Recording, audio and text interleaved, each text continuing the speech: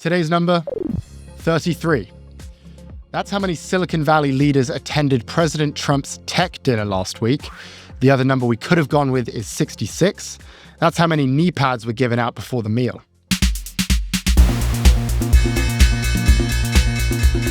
Welcome to Prof G Markets. I'm Ed Elson. It is September 9th. Let's check in on yesterday's market vitals. The major indices all climbed, and the Nasdaq hit a fresh record as traders cheered on a potential rate cut in September. Treasury yields failed to recover from last week's lows following new employment data. More on that later. The dollar continued its decline. And finally, gold hit yet another record high, surpassing $3,600 per troy ounce for the first time. Okay, what else is happening? President Trump hosted 33 Silicon Valley leaders at the White House late last week. Among those included were Mark Zuckerberg, Tim Cook, Sundar Pichai, Sam Altman, Bill Gates, Sergey Brin, and renowned podcaster Chamath Palihapitiya. Notably, no Elon, no Bezos, and no Jensen Huang. The stated mission of the dinner was to discuss how to, quote, power American AI dominance.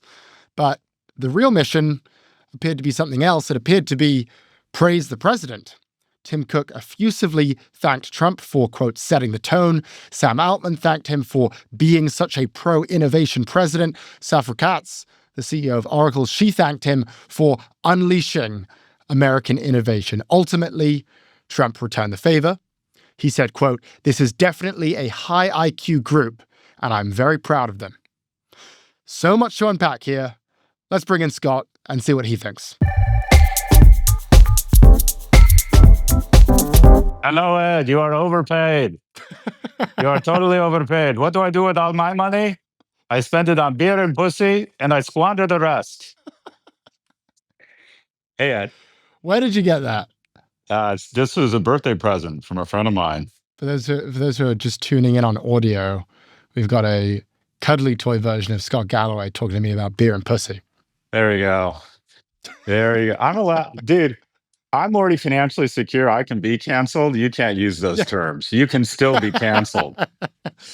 Quote, beer and pussy. It was a quote from my boss. There you go. Okay, so Scott, a lot to discuss here. We saw this tech dinner at the White House. All of the leaders of Silicon Valley came and dined with the president. I have a clip that I want to play for you and get your reactions. You're about to hear the voices of Bill Gates, Sam Altman, and Tim Cook in that order. Let's play it. Thank you for incredible leadership, including getting this group together. Thank you, Bill. That was very nice. Thank you so much for getting us all together, and thank you for being such a pro-business, pro-innovation president. It's a very refreshing change. We're very excited to see what you're doing to make all of our companies and our entire country so successful. It's incredible to be among everyone here, particularly you and the First Lady. I've always enjoyed having dinner and interacting.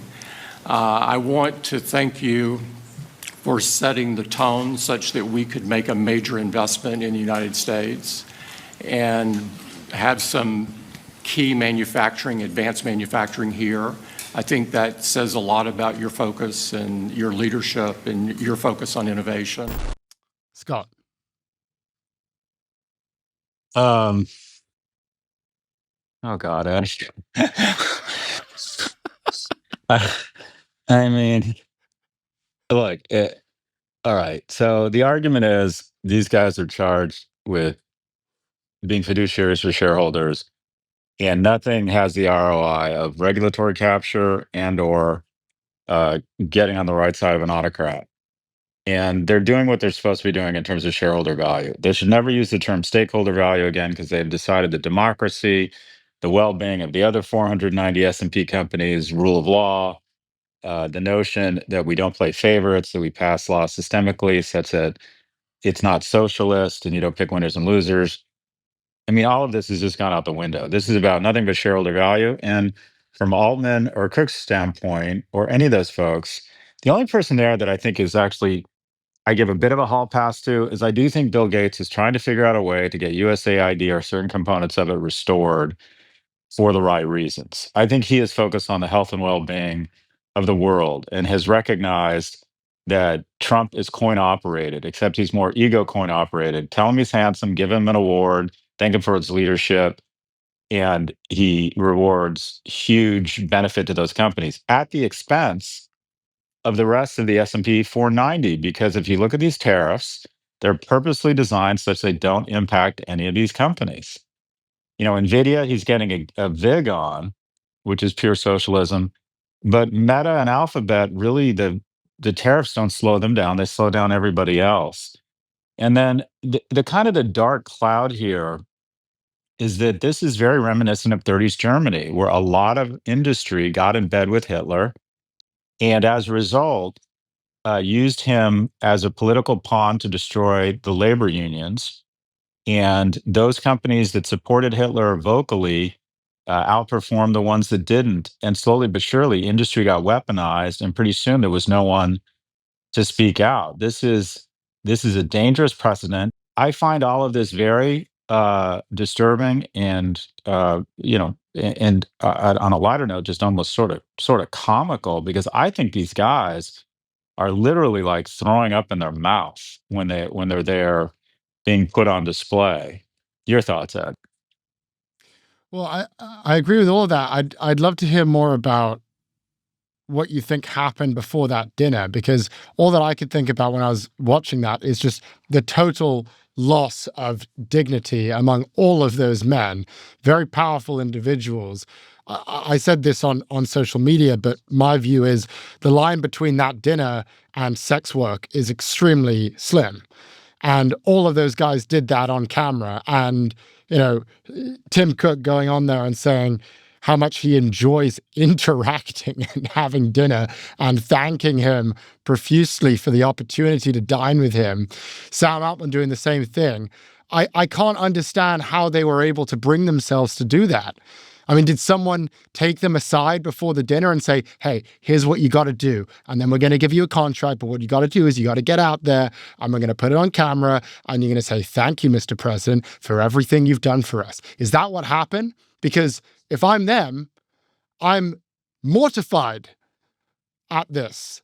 And the fact that the entire nation saw it, the fact that it was all on camera. And these are guys who I assume kind of care about how they're viewed publicly, or maybe not.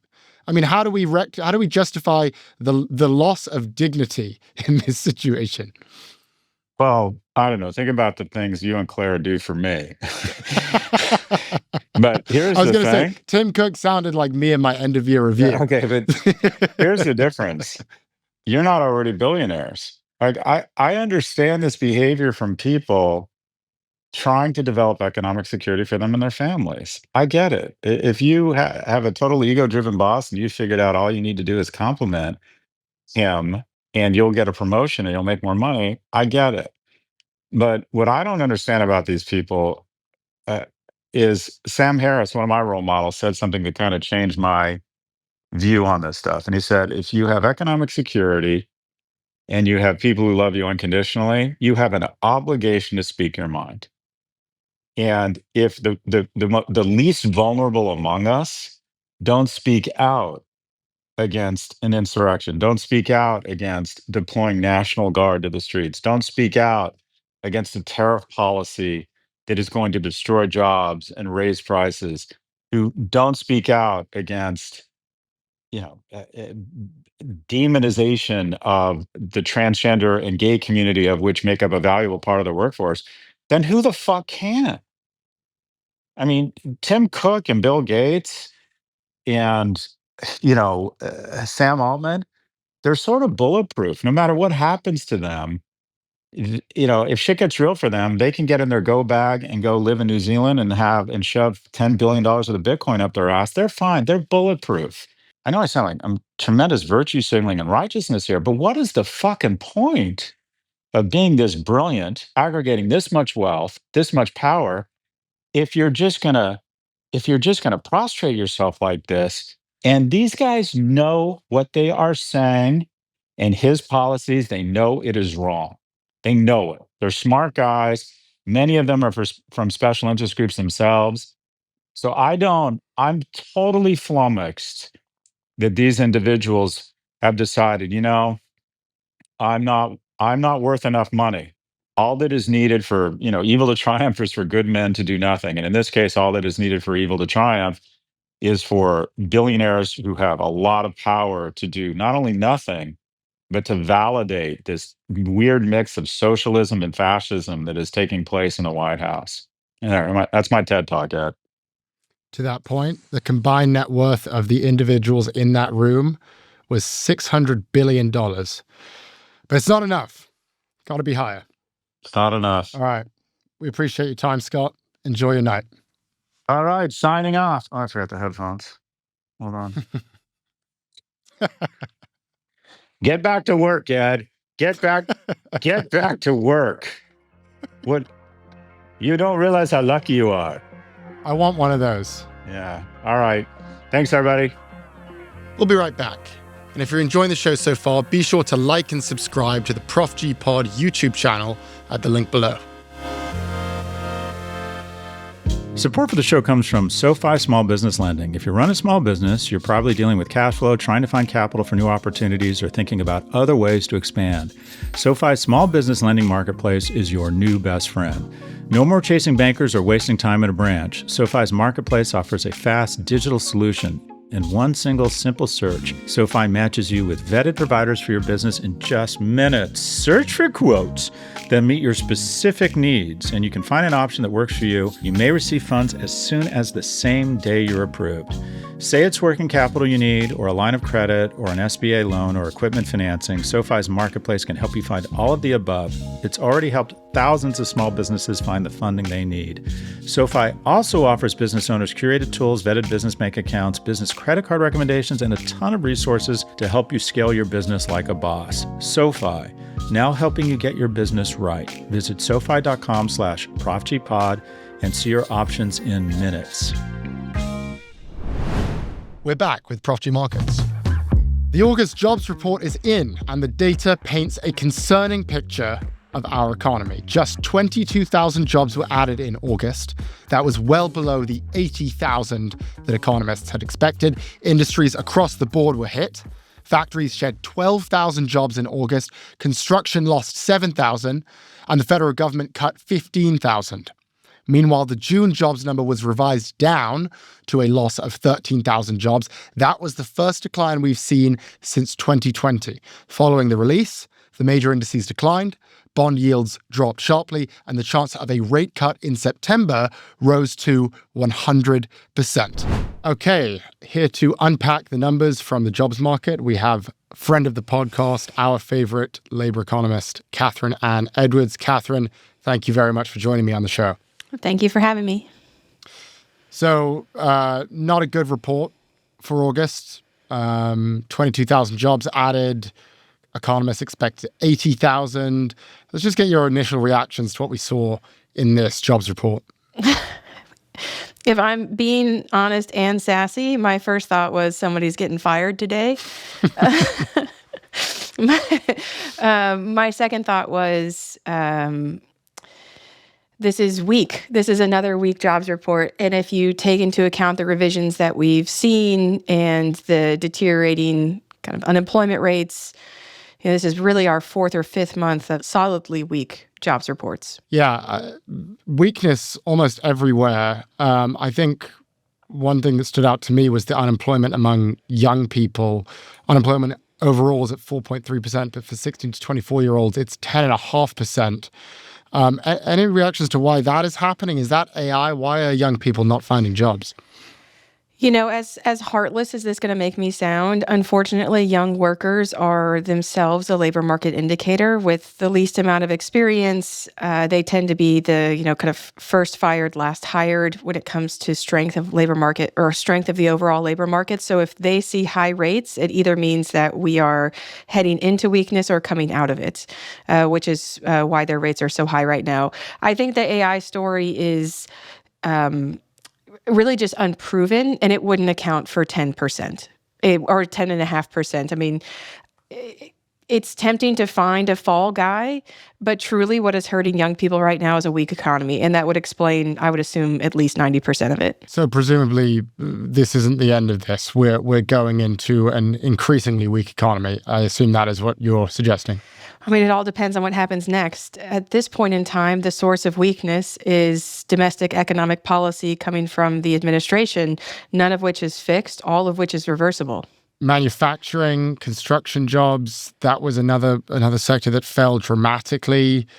I thought we were going to see a revival of blue-collar work. It appears that the opposite is happening. Do you know what's happening in those industries?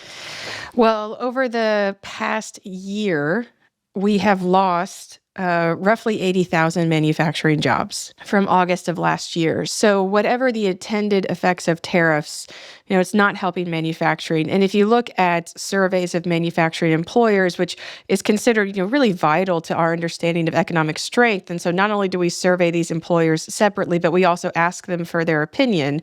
And in the Texas Survey of Manufacturers and various surveys where we ask these business leaders what is going on in your business, they will say it's tariffs, tariffs, tariffs. They can't plan, they can't price, they can't hire because they have no certainty.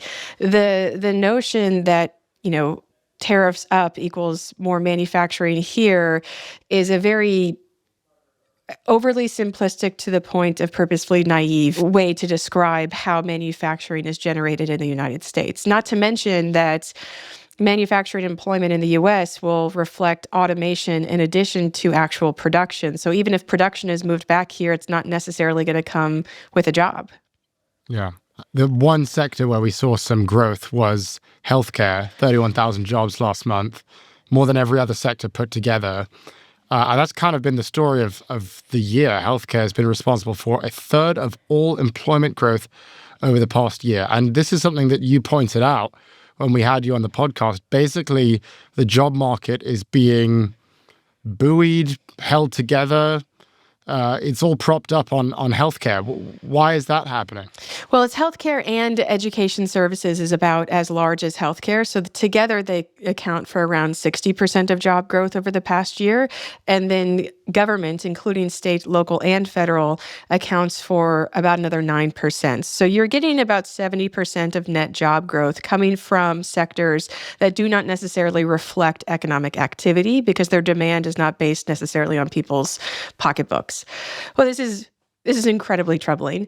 But at the same time, it's also reaffirming that we have cushion in our economy and we're not fully exposed to cyclical activity. We have some strength buried in there. And it doesn't feel like strength to know that because we have a lot of old people, healthcare is big and won't decline. But at the same time, that's a lot of people's jobs. Yeah. That's a lot of people's livelihoods. And so it's helpful to have acyclical industries in our economy. We wouldn't want the inverse, say, of every industry we have is perfectly exposed to every minor fluctuation of economic activity.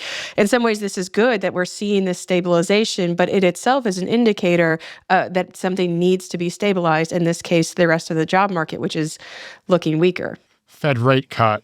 After this, the probability of a Fed rate cut went to 100%. Do you think it's time to cut rates? We've still got inflation. I know the market is counting on it and that the market has priced it in. I worry that it's being a little premature. The idea of a rate cut is really premised on the notion that if you give Americans a little bit more money to spend through having lower cost of borrowing, that will boost economic activity. It's the difference between a car payment with an 8% rate and a 7% rate or a 5% rate. You have more money when you're not spending as much on interest. But it's not clear to me that that would be a salve in the economy right now, or that it would be sufficient of a salve given that what is happening to economic activity is the burden of tariffs. The burden of tariffs on producers who can't hire or who have higher prices from supply chains. I worry about the salience of interest rate policy when, basically the call is coming from inside the house, right? This is not a natural slowdown of economic activity. It's one that's being imposed by tariff policy and reinforced by federal layoffs and being reinforced by immigration policy. So if I were the Fed, I would be very worried about how effectual this policy will be. I know the market will be happy and the president will be happy, but do I actually think it's going to improve the economy? And of course, the risk is that, unlike the boost that you can get from interest rate policies, we know tariffs have not had their full effect on prices. And in fact, that is exactly what Powell said in Jackson Hole. And of course, we all forget that because an hour later he tried to fire Lisa Cook. He's very good at burying the lead. But Powell said unequivocally, we have not seen the full extent of tariff price growth. So I know the market wants a rate cut. I just think that the Fed has to worry that if they cut rates and it doesn't have a large effect on the economy and prices still go up, they will be in a much worse position 1 month later, and they'd be better off waiting until more data comes in. However much we want action, it might not be good to act. It doesn't feel quick, but it could very easily in hindsight seem premature. Lots more to discuss. We'll have you on for a full episode very soon, Kathryn. We really appreciate your time. Thank you for joining us. Thank you. That was Kathryn Anne Edwards, economist, economic policy consultant, and the host of the Optimist Economy podcast. I recommend you check it out. So the good news is Trump is probably going to get what he wanted. As we said, the probability of a rate cut this month is now 100%, according to Wall Street. Rate cuts are pretty much guaranteed. Now, why is that? Is that because we've finally gotten inflation under control? Is that because prices are coming down? Is that because we are hitting the 2% Fed target? No. In fact, inflation is ticking back up because of the tariffs, and we've yet to even see the numbers for August. We're cutting rates not for good reasons, but for bad reasons. We are cutting rates because hiring is slowing, unemployment is rising, and jobs are drying up. Let's be very clear, that is why we are cutting rates. Meanwhile, the CPI report is coming out on Thursday. My prediction, even more inflation.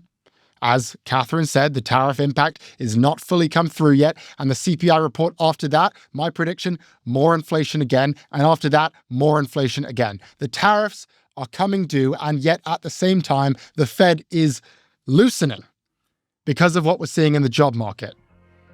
And that basically leaves us with one thing left to do. 3 words for you. Buckle your seatbelts. We'll be right back. And if you're enjoying the show so far, be sure to like and subscribe to the Prof G Pod YouTube channel at the link below. Support for the show comes from Grüns. An apple a day keeps the doctor away, yada, yada, yada. The truth is that even if you enjoy fruits and vegetables, it can still be tedious to get all the nutrients your body needs. So here's a tip, add Grüns to the mix. Grüns isn't a multivitamin, a greens gummy, or a prebiotic. It's all of those things and then some at a fraction of the price. And bonus, it tastes great. All Grüns daily gummy snack packs are vegan, nut, gluten, dairy-free, with no artificial flavors or colors, and they're packed with more than 20 vitamins and minerals, with more than 60 nutrient-dense ingredients and whole foods. And for a limited time, you can try their Grüny Smith apple flavor just in time for fall. It's got the same snackable, packable, full-body benefits you've come to expect, but this time, these taste like you're walking through an apple orchard in a cable-knit sweater, warm apple cider in hand. Grab your limited edition Grüny Smith Apple Grüns, available only through October. Stock up because they will sell out. Get up to 52% off when you go to gruns.co and use the code MARKETS. We're back with Prof G Markets.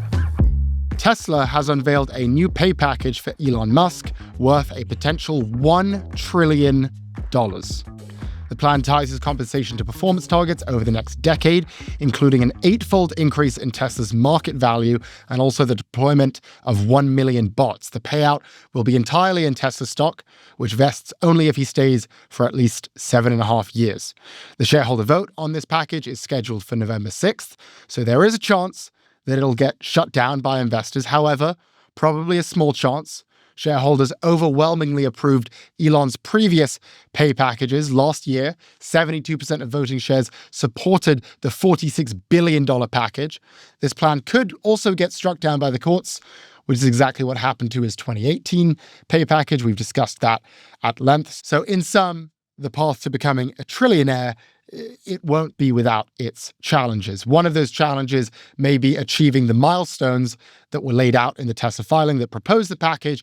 For more on those details, those milestones, our producer Claire Miller spoke with Sean O'Kane, senior transportation reporter at TechCrunch. The first big milestone that Tesla lays out on the product side, and again, this is not in any sort of order, but the first one that's in the list is 20 million vehicles sold by 2035. And the reason that really stuck out to me is that Musk spent a long time promising that Tesla was going to make 20 million cars per year and by 2030.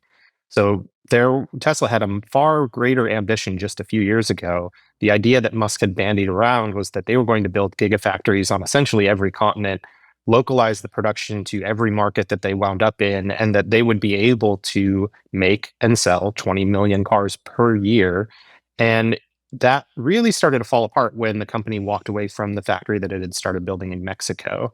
And now the board really just wants to hold him to a much more reduced version of that, of 20 million cars by 2035. And what's really interesting about that is the company's already sold 8 million vehicles. So they sell about 2 million per year, even as the sales kind of slip. So it's a far more achievable goal than the version that Musk had been promising of just a few years ago. Okay. Next one is the robotaxi goal. Can you walk us through that one? Then Tesla really wants 1 million robotaxis on the road in order to unlock parts of this compensation plan. And this is, again, something that Musk had talked about for a long time. In 2019, it was one of his most audacious claims that I think he's made, which is saying something for Elon Musk. Right. He said that there would be 1 million robotaxis on the road in 2020. And that clearly has not happened. The company has finally launched its first sort of trial run of a robotaxi service in Austin, and they're doing a similar-ish version with some more limitations in the San Francisco Bay Area. But we're still 5 years away from that original promise of this will happen by 2020, and now he has even more runway to accomplish that goal. The next one is 1 million quote-unquote bots. What does that mean? I thought this was really interesting because I think, like many others, had just sort of saw that and assumed at face value this was a direct reference to the Optimist humanoid robot that Tesla's been developing. It's the only real robot that they've been developing, outside of the robots that they use in their manufacturing, which are all from third parties pretty much. But the board really clarifies in some of the more fine print of this agreement that this can actually mean a couple different things, and that it's not just about selling Optimist bots at that level. And again, we have a disparity in the numbers here. Musk, even recently, like very recently, has been talking about making as many as 1 million Optimus robots per year by 2030. At one point, he even said maybe even 2030 or 2029. And now he's only being held to doing 1 million over the next 10 years, and with a looser definition for what that means. So this doesn't necessarily mean there will be 1 million Optimus robots in the next 10 years. It could be less than that, and a mix of some other things that the board accepts the definition of as bots. The final one is the 10 million full self-driving subscriptions. How realistic is that one? Getting to 10 million FSD subscriptions is actually kind of a tough thing to peg because we don't know how many they have. I thought it was interesting in the agreement when the board is qualifying reaching 20 million vehicles sold, for example, it just openly says, hey, we've sold 8 million vehicles to date. But they don't come and back up how many FSD subscriptions they have in the fine print for that goal. I think in part because they don't want to reveal that yet. And it's not something that's publicly tracked. That's internal data that Tesla has held very tightly. I think in part because the adoption rates have never really been where they wanted them to be. We've seen them go through all sorts of promotions and deals. They do free trials. When they first started doing free trials, they announced it would only be for a certain amount of time, and then they blew through that window and kept giving them to people. They were giving them to people who didn't even ask for them. They've changed the pricing around. They've lowered it. They've offered subscriptions. So without really knowing how many there are now, I think you could probably safely assume there's a few 100,000 people who have FSD on their vehicles, maybe as high as like 1 million or a touch more. It's hard to say for sure how difficult it would be to get to that 10 million figure over the next 10 years. I think by law of large numbers, as long as they keep their sales at least level with where they've been, they will get there. But we won't really know until the company really tells us, because they don't release Right. that number unless it gets to a point where they start to become more proud of it, and then maybe they will actually disclose it. Yeah. The only way we can kind of do it is maybe sort of reverse engineer some of the revenue that they've booked for full self-driving, but even that itself is a kind of a nightmare with a lot of assumptions baked in that doesn't really give us an accurate answer. Okay. So, from the board's perspective, what is the logic behind these milestones? These are the things that are most core to what Tesla is, and in fact, I think that instructs us on why the vehicle sold goal, is kind of diminished in my eyes, because Tesla doesn't really want to be a car maker anymore. But at least Elon Musk does not want to sell cars anymore. I think that's been made pretty clear over the last 2 years. But these other pieces, the robots, the full self-driving, and the robotaxi sort of network effect that they're really aiming for by having that many on the road, those are the things that have been core to the company's outrageous valuation up till now. So even setting aside the idea that they want to go to $8.5 trillion of value over the next 10 years, those are the things that have gotten it way over its skis as far as its current valuation. And so I think part of me sees this as the board wanting to justify that current valuation to some extent, in addition to putting a flag in the ground out in the distance and saying this is where we're headed to for investors and everybody else who's following along. So, the board has been here before. They've awarded Elon with an extraordinary compensation package, and it was struck down after a shareholder lawsuit. Are they not concerned they'll run into the same issue here with this even bigger number? It's tough to say. I mean, I'm sure someone will sue over it. Once it's Right. approved in November, I would expect it to be approved. There's always legal challenges to these things. But what's important to remember is that Tesla reincorporated itself away from Delaware and into Texas. And this is a plan that was written with all of that in mind. And so the previous plan that had been awarded to him in 2018 was all under Delaware corporate law. It was a far more known environment for shareholders and lawyers and all the people who get involved in those kinds of proceedings. We're really in, not to make a pun, but like the Wild West here with Texas and its corporate law, which is thin on precedents. And we're really just in a new regime. We've got a new business court being set up there, and we just don't know. I think we can safely assume that it will be more friendly than Delaware to the corporations that incorporate there, and less friendly to shareholders. So I would expect we see some challenges to this in some sense, but I also just think that this is going to have a better chance of surviving than that previous plan. Right. Okay. So, final question: as you walked through those milestones and broke them down for us, it almost sounds like this plan was designed to lower the bar for Elon such that he can actually leap over it this time. Given that he's failed to deliver on these objectives before, I'm curious if we can get a prediction from you. Do you think he will be able to accomplish the milestones and receive that full $1 trillion? I think some of these will get accomplished. I mean, 20 million vehicles sold. Like I said, we're already at 8 million. I think that one, has the best chance of these to come to fruition. The other ones, I think it's kind of a toss-up. I think it's important to remember he did accomplish, and the company did accomplish what felt like outrageous milestones at the time in 2018 that got him the full value of that pay package before it was struck down by Delaware courts because of just essentially how it was negotiated. And you could haggle maybe a bit about some of the specifics of how some of those were accomplished. I mean, Tesla announced a big order with Hertz at the time that was supposed to be worth a ton of money to the company, and they never came anywhere close to fulfilling that order book. But that was what pushed them into the territory of $1 trillion company, which was one of the things that was a cornerstone of that 2018 package. I don't think we'll see as much manipulation around that this time, because these are a bit clearer as far as some of the goals go. And I think it'll be a little bit harder to massage some of that.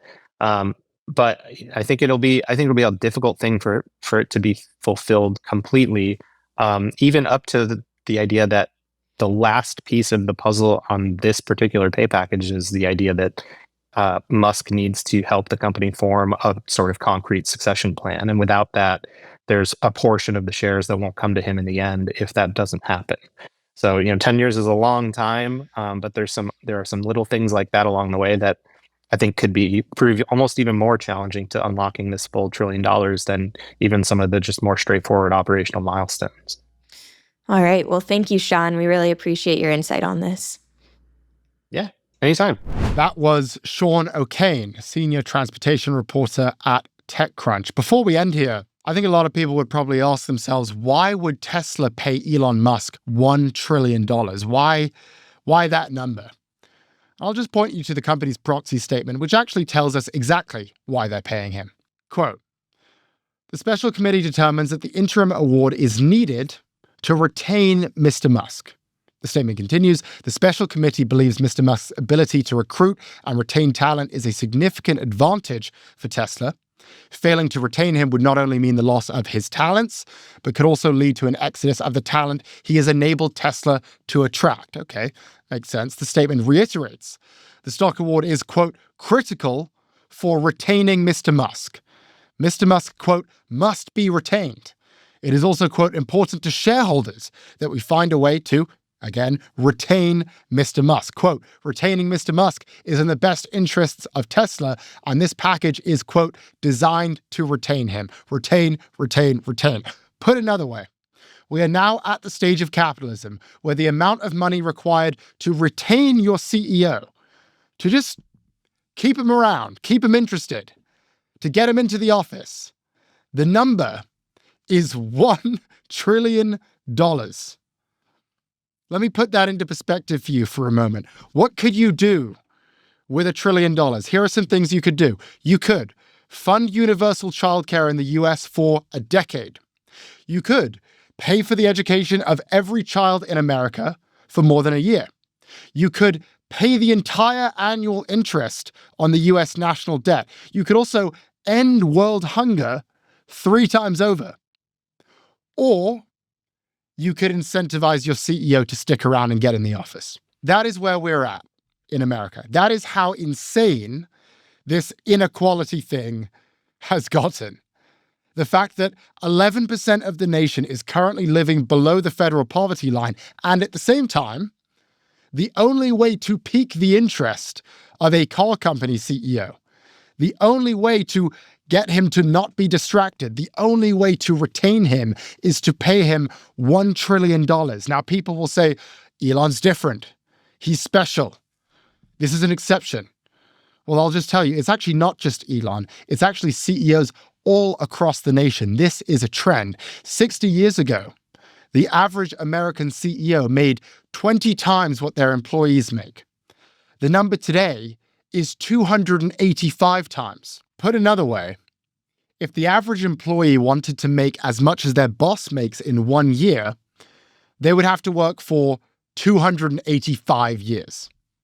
They would have to start their career in 1740, 40 years before the founding of America. So yes, this is a story about Elon. It's a story about Tesla. But it's also a story about America and the way this country has decided to reward people. The fact that there are individuals now who have so much money that you can only incentivize them with a carrot of $1 trillion. That tells me maybe, just maybe, the system isn't quite working the way it's supposed to. Thanks for listening to Prof G Markets from Prof G Media. If you liked what you heard, subscribe to our YouTube channel and tune in tomorrow for more.